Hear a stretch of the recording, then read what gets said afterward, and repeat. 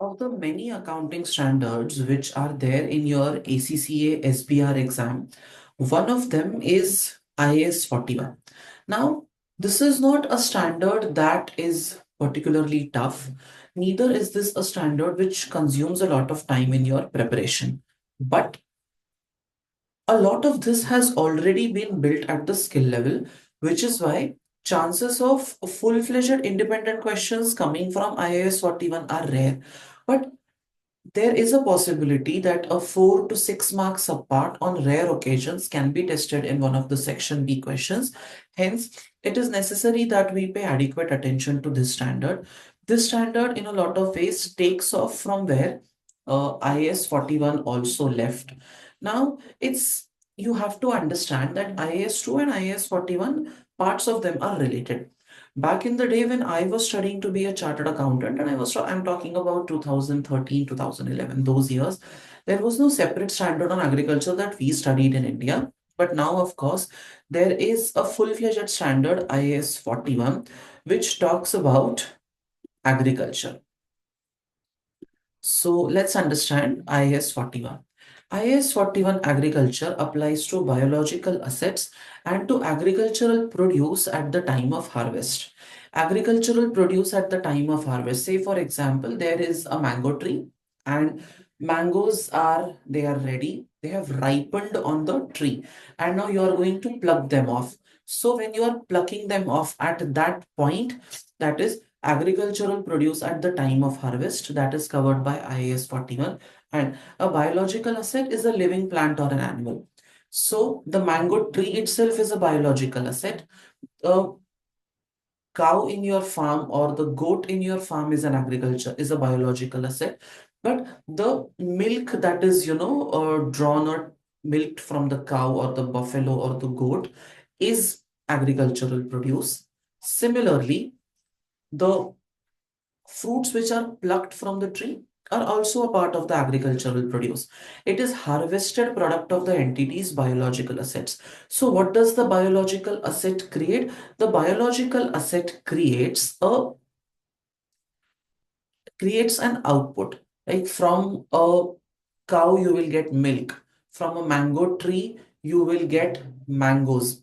That is your agricultural produce. Harvest is the detachment of produce from a biological asset or the cessation of a biological asset's life process. Now, even think of a wheat paddy, think of a rice paddy field, or think of a wheat field, or think of any field for that matter. There is the physical act of cutting the physical produce, cutting the agricultural produce from the tree and putting it separately. Okay, there is an act of cutting it from the tree and putting it separately. That is your agriculture. So that is the act of harvest where you are cutting it off. At that point, it is agricultural produce. And the moment you put it, you ship it to the warehouse, you put it in the warehouse, that becomes your inventory. So a farmer buys a calf. That calf is a biological asset. That calf grows into a full cow. That growth is a biological transformation. And then the farmer milks the cow. That milk is agricultural produce. And later on, when that milk is pasteurized and that milk is stored in cans and containers, that becomes inventory. So for biological assets, that is animals on the farm and trees and all of those things, what is the recognition criteria? A biological asset should be recognized if it is probable that future economic benefits will flow to the entity, the cost or fair value of the asset can be reliably measured, and the entity controls the asset. Just think about it. Biological asset. So it behaves very much, like any other non-current asset for that matter. Now, when would you say that, or when would you recognize a non-current asset? When it is probable that future economic benefits will be received from that particular asset. So that basically is your same recognition criteria applies to IAS 41.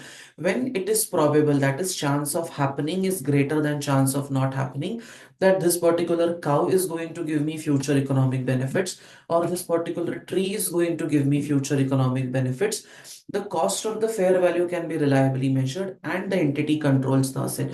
The control criteria is there in tangible, intangible, all kinds of assets. If all these conditions are fulfilled, then you can say that this particular asset can be recognized in your books of accounts. The word recognize primarily means, or what question does the word recognition answer? The word recognition tells me when exactly to record the accounting entry. That is what revenue recognition also was all about, right? When do I record the accounting entry? Recognition basically answers the question when. So when do you record a biological asset? You record a biological asset when it is probable that future economic benefits on account of that asset flow to the entity, the cost or the fair value can be reliably measured, and the entity controls that particular asset. Initial recognition. Biological assets are initially recognized at fair value less estimated cost to sell. Okay. Biological assets are initially measured at fair value less estimated cost to sell. Now, if you cast your mind back to all the other accounting standards, the other accounting standards being IAS 16, IAS 38, IAS 40, any of these asset related standards, you will realize that most of the assets are initially recognized at cost. Okay, property, plant, and equipment is recognized at cost. Your investment property is recognized at cost. Everything is recognized at cost except for biological assets. Biological assets are initially measured at fair value less cost to sell. Apart from this, the only other place that you have in your syllabus where initial recognition happens at fair value on the asset side is for financial instruments, financial assets, and also in case of financial liabilities also in a modified form, but not anywhere else. And gains and losses on that may arise are recognized in P&L. Say, for example, I have a cow and the cow gives birth to a calf. On the date the calf is born, the fair value of the calf in the market is 40,000. A newborn calf is sold for 40,000. Okay, so when a cow on my farm gives birth to a calf, that calf is a new biological asset. I did not spend any cost in building it. It took birth just now. So at what value I will recognize? I will recognize this at fair value. And what is the accounting entry? Calf account debit, which is an asset. So debit calf account, and what will get credited? Profit and loss account will get credited. So that is your accounting entry. Okay. Now, subsequent measurement. Okay, but before we go into subsequent measurement, I hope initial recognition is clear to everyone. And just a small distinction between biological asset, agricultural produce, and inventory. The cattle on my farm is biological asset. The milk that I get from the cattle is my agricultural produce. And when this milk is heated and pasteurized and stored in cans or cheese, that is my inventory. Okay, rubber trees are my biological asset, and the rubber product that I get from it, the rubber that I get from it is my inventory. The mango tree is my agricultural. So the mango tree is my biological asset. The mangoes I have plucked, those plucked mangoes are agricultural produce. And what is my inventory? From that mango, if I make some mango jam or I make or I put those mangoes in my warehouse, that becomes my inventory. The tea bushes in Darjeeling field, those are my biological asset. The plucked tea leaves are my agricultural produce, and then I crush it and I dry it, and then whatever tea I have, that is my inventory. So this is how the distinction goes between biological assets, agricultural produce, and inventory. Okay, now at each reporting date, biological assets are revalued to fair value less cost to sell. Gains and losses arising from changes in fair value are recognized in profit or loss for the period in which they arise. Say, for example, reporting date is 31st of March.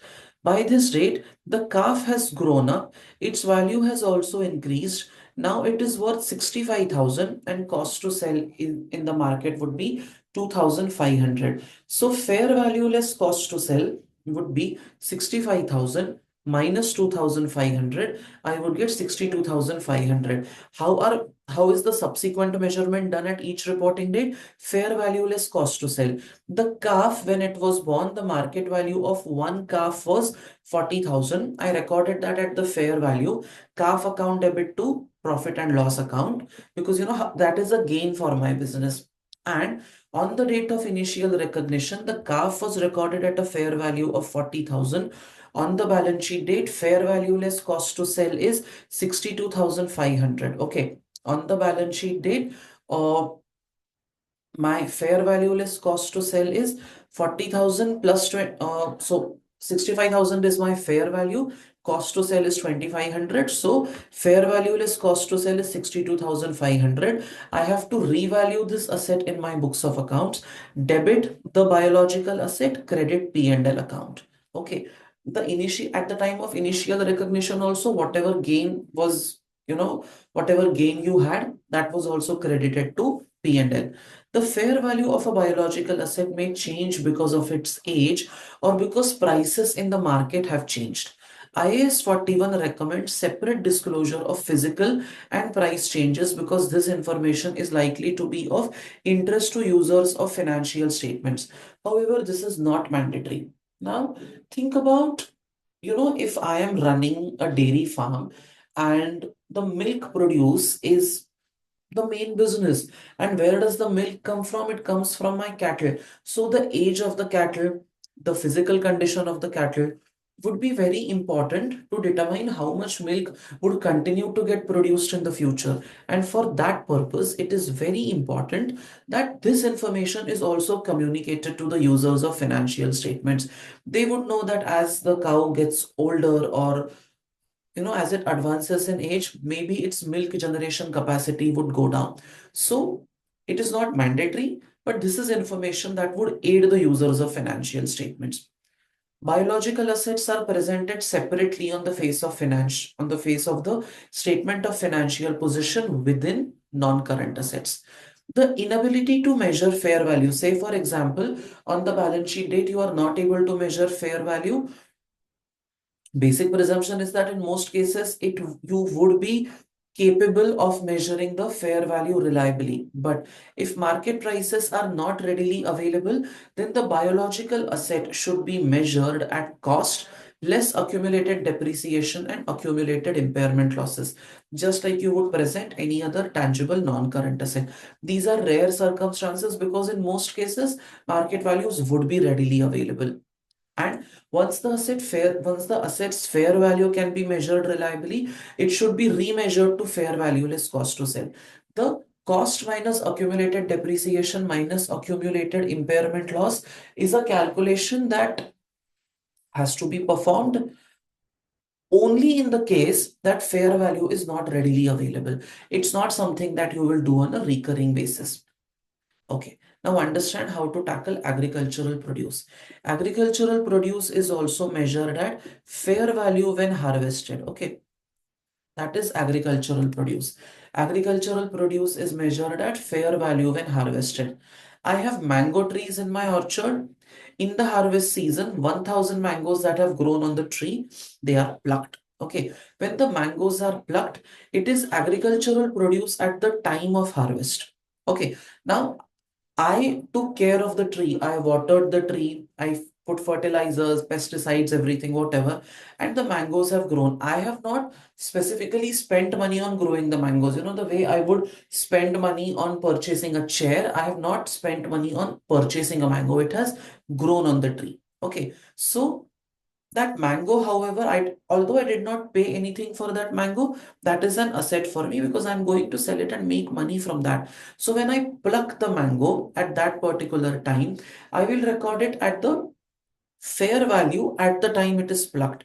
So if the fair value of a mango is 50 at the time of plucking, some categories of Alfonso could very well fetch more than that. So what is the fair value at the time of harvesting? I pluck the mango, I put it in my box. Okay, I pluck the mango, I put it in my box. There are 1,000 mangoes, 1,000 into 50, that is 50,000. Now, what is the accounting entry? Mangoes, that is agricultural produce account, debit to profit and loss account. Okay, mangoes, that is agricultural produce, it is a current asset. Mangoes account, debit to P&L. Why P&L? Because when I got these mangoes, that was a gain for me. I did not spend anything on making the mango. I got that from the tree itself, and that is like a gain for me. So mangoes account, debit to profit and loss account. After the mangoes are plucked, they are transferred to a godown.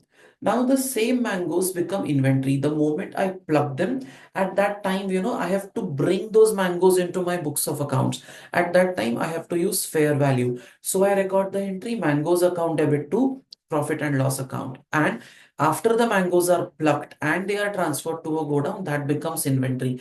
That so what will be the accounting entry now? From this agricultural produce, it will get transferred to inventory. So mangoes, inventory account debit to mangoes, agricultural produce. So agricultural produce is only for bringing it into books of accounts. Once you bring it into books of accounts, then that becomes your inventory.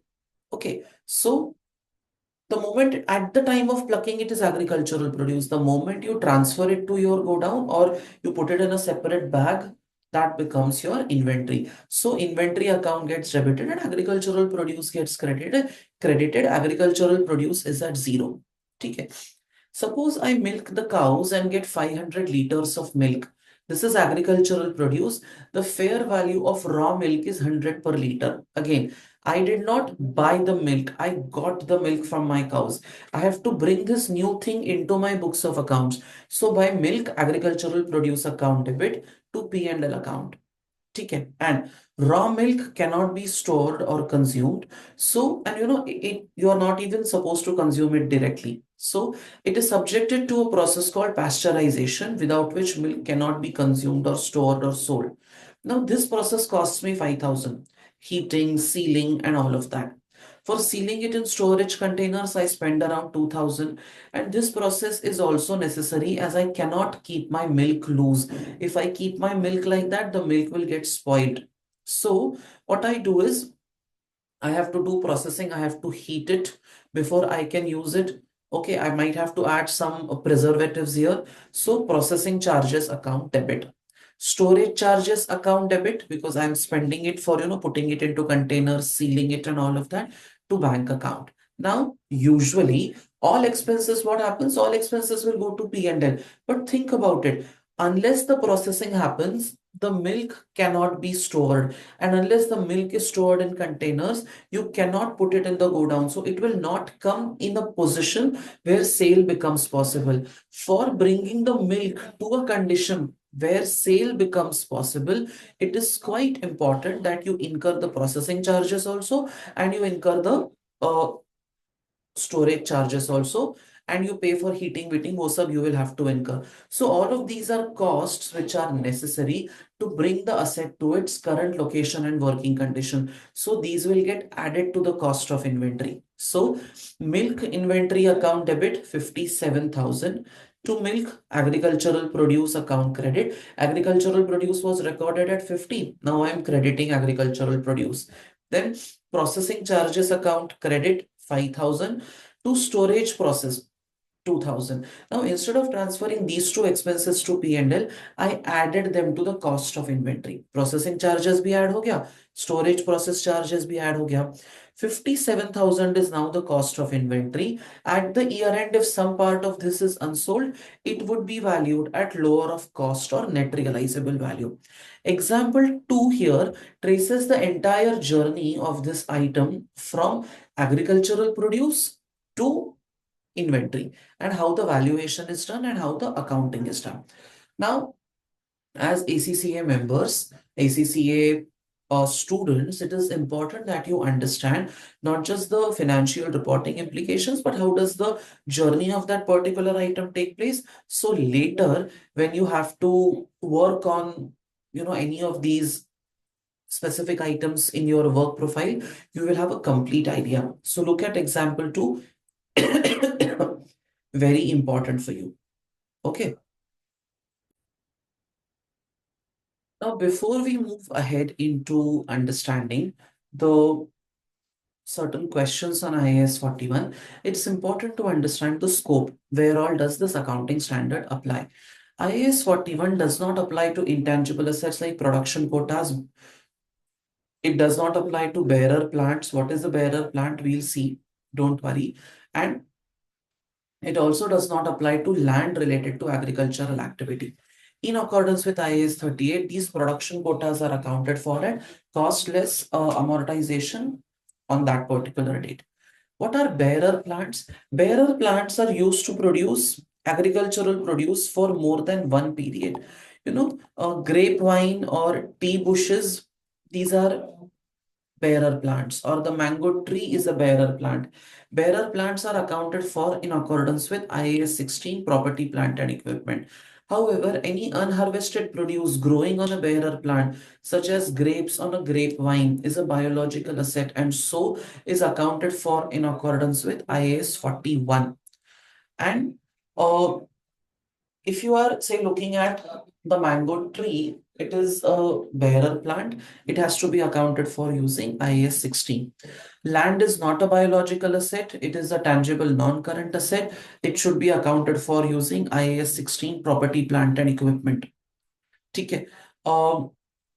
Mango tree is the bearer plant. Mangoes, as long as they are attached to the tree, IAS 41.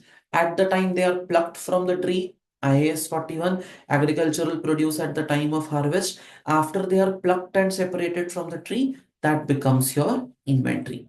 Okay, now let's have a look at one question from this topic. Discuss the accounting treatment of the above in the financial statements for the year ended 31st of December 2001. On 1st of Jan 2001, a farmer had a herd of 100 cows, all of which were 2 years old. Okay. So, existing herd. Okay. Number of cows, 100 cows. Okay. Age of the cows, 2 years. Okay.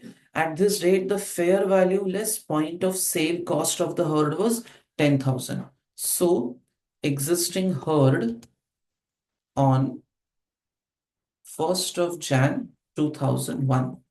Age of the cows is 2 years. Okay. Fair value less cost to sell. How much is that? It is $10,000. Okay. On 1st of July 2001, what happens? The farmer purchased some 20 new cows, each 2.5 years old. Okay. So let's talk about new cows purchased. When? 1st of July 2001. What is the number of cows purchased? Some 20 cows were purchased. Okay. What is the age of the cows?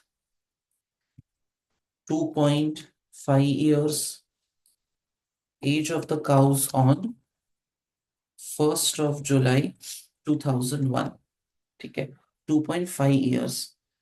And on 1st of July 2001, the farmer purchased 20 cows for $60 each. So, purchase price of each cow, $60.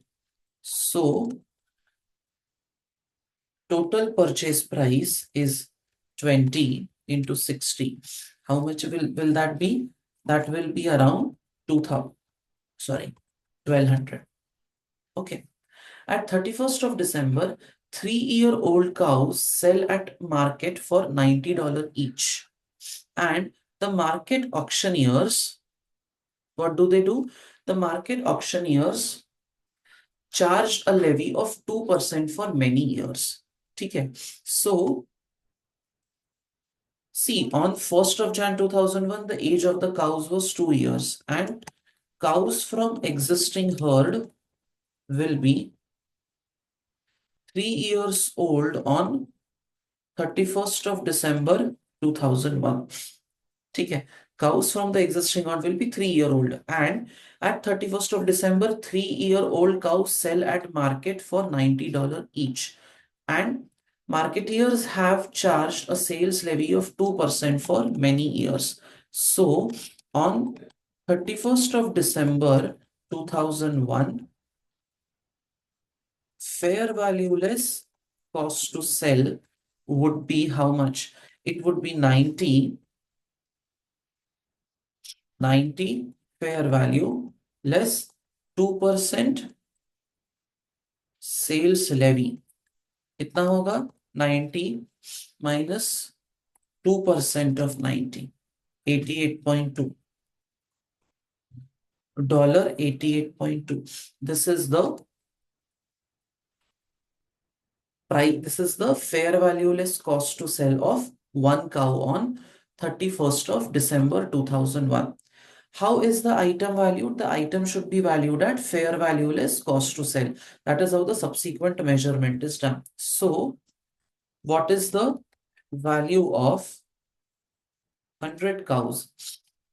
100 into 88.20. कितना होगा? This will be $8820. ठीक है. These cows were initially in the books of accounts at 10,000. On the balance sheet date, the value is 8820. So there is a decline in the fair value. What will be the accounting entry? Accounting entry will be by profit and loss account debit to cows. And what are these cows? These are biological asset for me. P&L account debit to cows. That is, the value of cows were my asset. These cows were in my books of accounts at 10,000. Now the fair value less cost to sell on 31st of December was 8820. So 10,000 minus 8820, 1180 is the amount at which you should record the accounting entry. Okay. Now this is one part. So this is how you handle the existing herd. Okay. Now let's talk about the new cows. The new cows were purchased for 1200. And new cows were purchased for 1200. And these new cows will also be 3 years old on 31st of December 2001. Okay. And on 31st of December 2001, fair value less cost to sell kitna hai? Fair value less cost to sell is 88.2. Okay. Fair value less cost to sell is 88.2. So what is the value of 20 cows? It is 20 into 88.20. है ना? 20 into 88.20, 1764. $1764. Now these assets, these cows are already there in your books of accounts at what value? At 1200. And on the balance sheet date, fair value less cost to sell is 1764. So what would be the accounting entry for this? The accounting entry would be, the entry would be reversed. Here the entry would be by cows biological asset account debit to profit and loss. There is an increase in fair value, and any change in fair value gets routed through P&L. So 1764 minus 1200, 564. If you so want, you can net it off and put the net value in your books of accounts. ठीक है, net off करके भी you can put the entry, but this is how the existing herd will be tackled, revalued at fair value less cost to sell. This is how the new cows will also be tackled, valued at fair value less cost to sell. Okay, you can net off the two entries. That is also equally acceptable, no problem. Let's have a look at one more question, which is on, again, on IAS 41 only. Goodwine is a company that grows and harvests grapes. Grapevines, which produces a new harvest of grapes each year, are typically replaced every 30 years. ठीक है, that plant. Harvested grapes are sold to wine producers. With regards to property, plant, and equipment, good wine accounts for land using the revaluation model and all other classes of assets using the cost model, which is okay. On 30th of June, its grapevines had a carrying amount of 3 lakh and a remaining useful life of 20 years. The grapes on the vines, which are generally harvested in August each year, had a fair value of 5 lakh. The land used for growing the grapevines had a fair value of 2 million. On 30th June 2002, grapes with a fair value of 1 million were harvested early due to unusual weather conditions. The grapes left on the grapevines had a fair value of 5,20,000. The land had a fair value of 2.1 million. All selling costs are negligible and should be ignored. Discuss the accounting treatment of the above in the financial statements. Now, this is a detailed question because it has multiple items. There is land, first of all. Land is basically IAS 16. Okay, so here your attention is localized in one part. On 30th of June, land had a fair value of how much? Land had a fair value of 2 million, and on 30th of June 2002, it had a fair value of 2.1 million. Okay, so fair value on 30th of June 2001 is how much? 2 million. And what is the fair value of land on 30th of June 2002? The fair value of land on 30th of June 2002 was 2.1 million. Sorry, 2.1. Okay, so this is the fair value. For land, IAS 41 is not applicable. So you do a simple revaluation entry for this by land account debit. With respect to property, plant, and equipment, Goodwine accounts for land using the revaluation model. So you can do the revaluation here by land account debit to revaluation surplus account. Land account debit to revaluation surplus. How much? 21 lakh minus 20,000.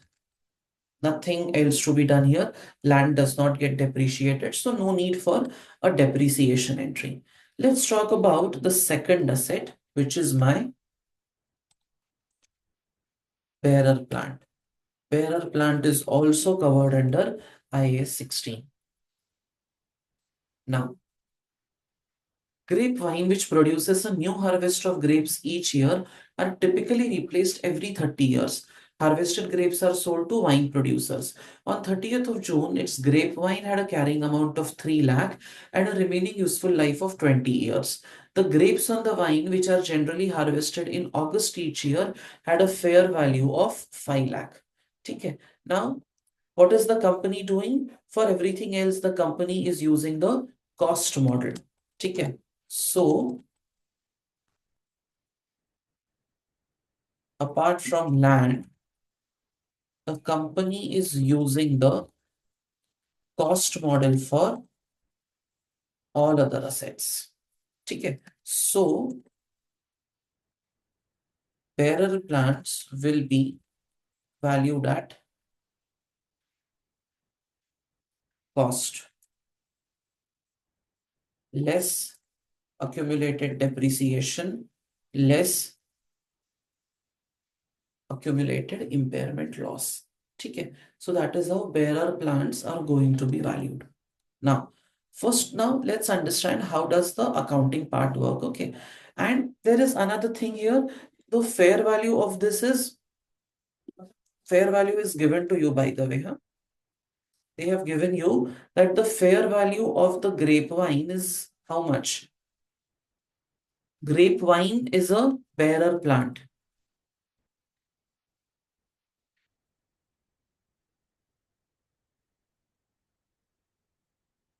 Grapevines are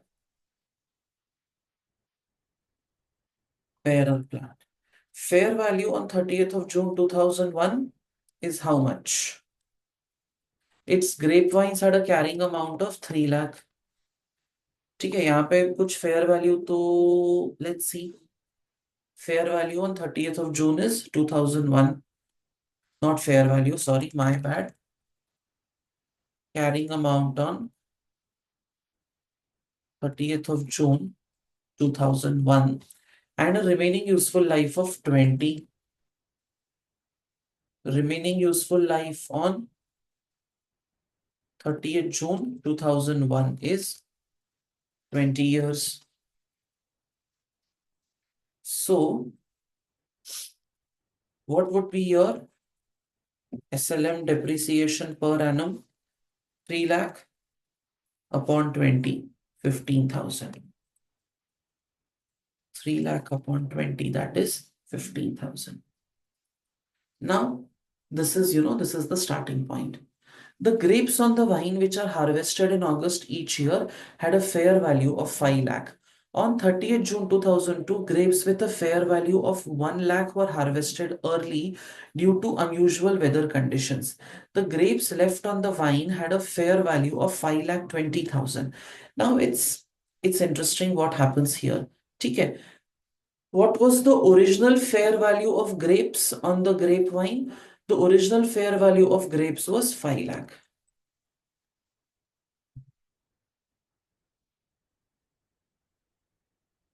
Original fair value of grapes on the grapevine on 30th of June 2001 कितना है 5 lakh. ठीक है. Now out of these grapes with a fair value of 1 lakh were harvested and sold. So what is the fair value of grapes remaining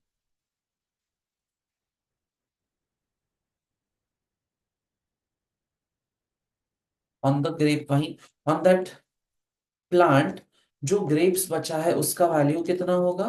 उसका value होगा 5 lakh minus 1 lakh, that is 4 lakh. Okay. And on 30th of June they were sold, 30th of June 2002.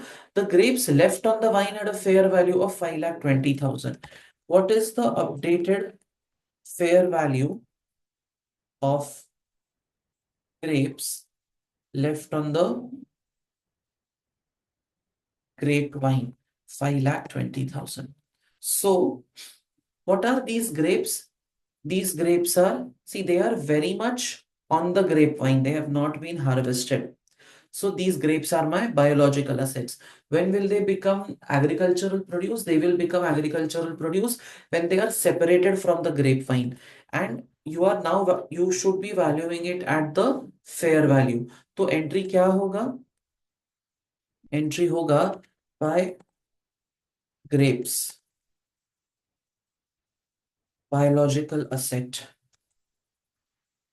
account, debit to profit and loss account.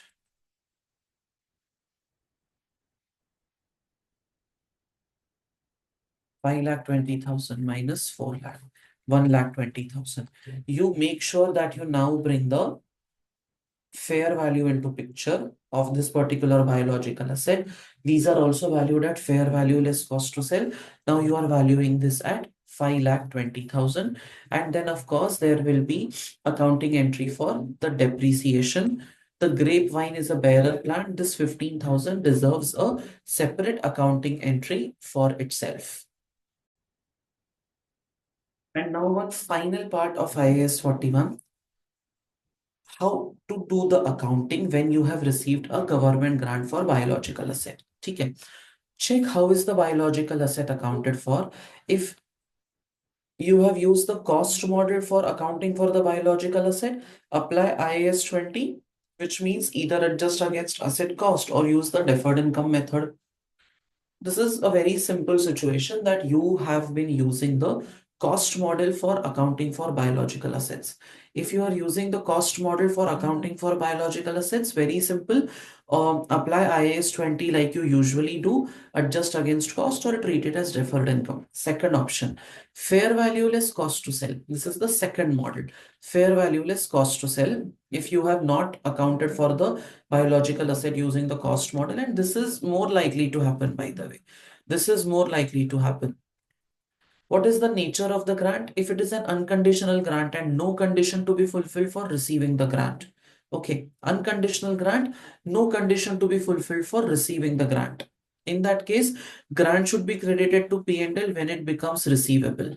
If it is a conditional grant, that grant will be received on the fulfillment of conditions, grant should be credited to P&L when conditions relating to grant are fulfilled. So basically, if the biological asset is accounted for using fair value less cost to sell model, ultimately the amount of grant will get credited to P&L. But where it is an unconditional grant, it will get credited to P&L when the grant becomes receivable. If it is a conditional grant, it will get credited to P&L when conditions relating to the grant are fulfilled. And with IAS 41, what disclosures is an entity supposed to do? Let's quickly write down the disclosures also.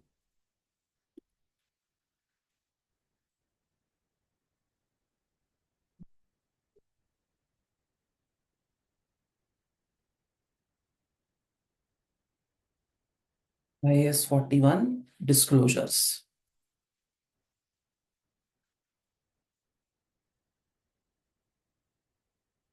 CLOSURES. These are my disclosures. Okay. You need a description of each type slash group of biological assets. Second thing is methods and significant assumptions used when determining fair value. Methods and significant assumptions used while determining fair value, and reconciliation of carrying amount of biological asset at the beginning and the end of the period. Reconciliation of carrying amount of biological assets at the beginning and at the end of the period.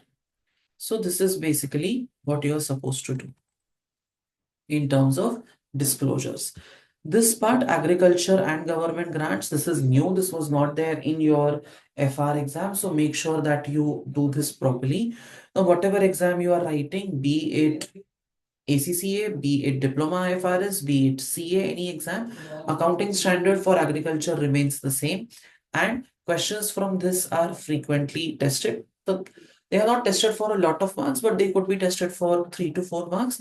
So make sure that you do this properly.